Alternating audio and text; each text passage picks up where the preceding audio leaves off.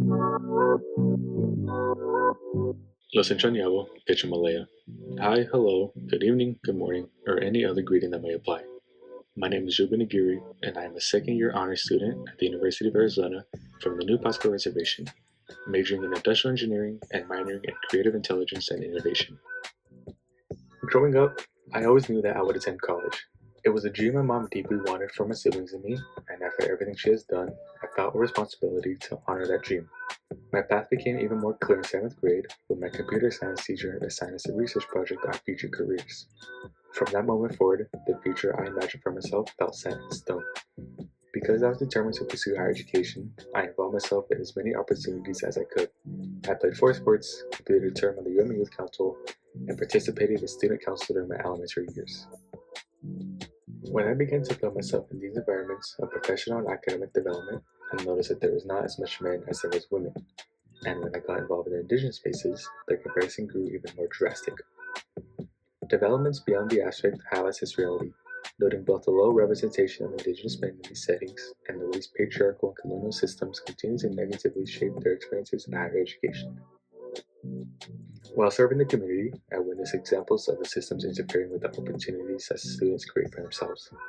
Many indigenous men pursued trades right after high school, while others faced responsibilities at home that made college feel out of reach. During my first year of college, I explored this topic further through a research paper focusing on enrollment rates among indigenous men and the broader indigenous population. According to Terry Winslow and Ann Brewer in Native American Students Define Factors for Success, many indigenous students prioritize cultural obligations, family responsibilities, and community practices over academics. In my own community, cultural traditions often take place during the academic year and require deep dedication and sacrifice, commitments that, to many, hold more meaning than a letter grade on paper. Choosing the academic path brought challenges I never expected. I am the first person in my family to attend college in an in-person setting, so I am navigating everything for the first time. I used to question what people always said, find your group, when I assumed you'd just be studying nonstop. But now, entering my 4th semester, I understand. Finding community is difficult, especially as an indigenous male in higher education. Being in any career path that is academically challenging, STEM or STEAM for example, has students really question themselves. Imposter syndrome takes place. And as an engineering student who was already behind schedule, an honor student who was struggling with grades, an indigenous man who was statistically out of place, and being one of the few indigenous people in my minor program, imposter syndrome is hitting me 4 times over. Many students lose their sense of belonging, not just students like me, but all students. But I want to prove that, although I am a statistical impossibility, I belong just as much as anyone else in this room. My term on the UM Youth Council was transformative. I learned more about my culture, witnessed the incredible opportunities for Indigenous youth, and saw just how much support exists for our communities. But I also learned the harsh realities that many students face. There is a big presence of academic failure, substance abuse, having no role model, and not knowing what is out there.